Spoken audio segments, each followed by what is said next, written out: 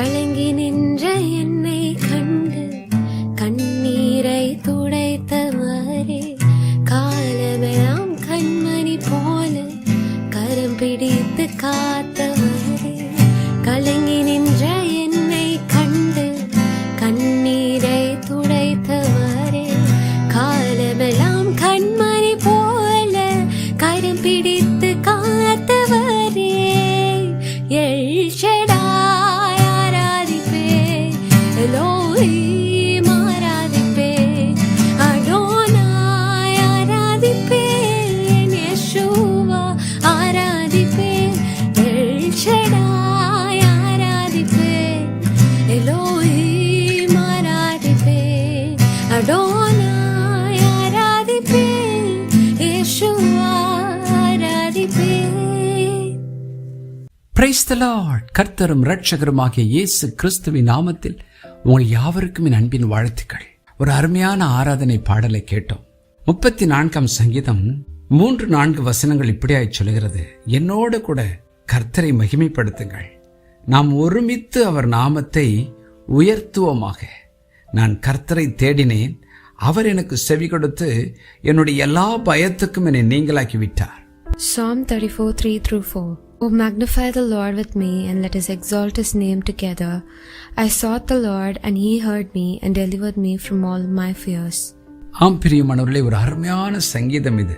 என்னோட கூட கர்த்தரை மகிமைப்படுத்துங்கள், நாம் ஒருமித்து அவர் நாமத்தை உயர்த்துவோமாக. எப்பொழுதெல்லாம் தேவ ஜனங்கள் இணைந்து கர்த்தரை ஆராதிக்கிறோமோ அல்லது தனிப்பட்ட வாழ்க்கையில் அவரை ஆராதிக்கிறோமோ, அவருடைய நாமத்தை உயர்த்த வேண்டுமாம். அவருடைய நாமத்தை நாம் தியானிக்கும் பொழுது ஒவ்வொரு நாமத்திலும் ஒரு மகிமையை, ஒரு வல்லமையை, ஒரு அன்பை நம்மால் உணர முடியும். பிரியமானவர்களே, இயேசு கிறிஸ்து இந்த பூமியில் மனிதனாய் பிறப்பதற்கு பல நூறு ஆண்டுகளுக்கு முன்பதாக பக்தன் தீர்க்க தரிசனமாய் சொல்கிறார், அவருடைய நாமம் அதிசயமானவர், ஆலோசனை கர்த்தர், வல்லமையுள்ள தேவன், நித்திய பிதா, சமாதான பிரபு என்று அவருடைய நாமத்தை சொல்லுகிறார்.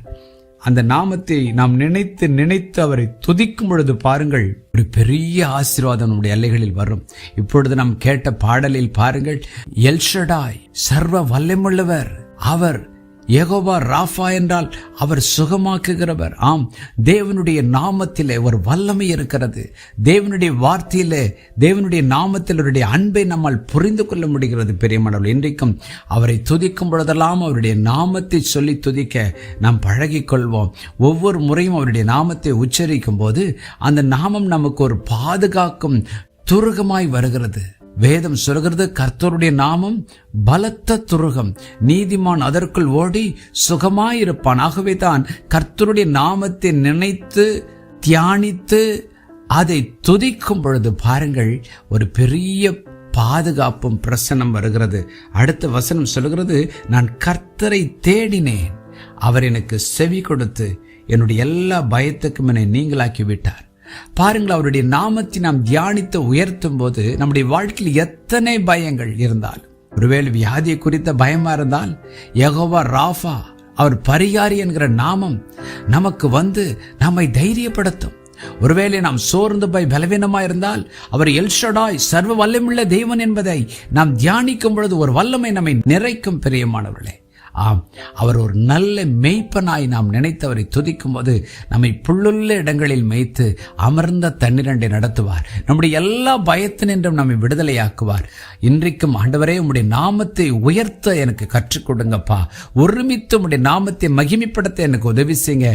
நான் திருச்சபைக்கு செல்லும் பொழுதும் என் தனிப்பட்ட ஜெப வாழ்க்கையிலும் குழுவிலும் உம்முடைய நாமத்தை உயர்த்த எனக்கு கற்றுக் கொடுங்க. அதில் வருகிற ஒரு பாதுகாப்பையும் ஆசீர்வாதத்தையும் பெற்றுக்கொள்ள கிருபை தாரும் என்று சொல்லி ஜெபம் பண்ணுவோமா? ஜெபம் பண்ணுவோம். பரலோக பிதாவே, என்னோடு இணைந்து ஜெபிக்கிற ஒவ்வொருடைய வாழ்க்கையிலும் ஆண்டவரே, எல்லா சூழ்நிலையிலும் மகிமைப்படுத்த, ஒருமனப்பட்டு மகிமைப்படுத்த, உம்முடைய நாமத்தை தியானித்து துதித்து உயர்த்தி மகிமைப்படுத்த கற்றுத்தாருங்கப்பா.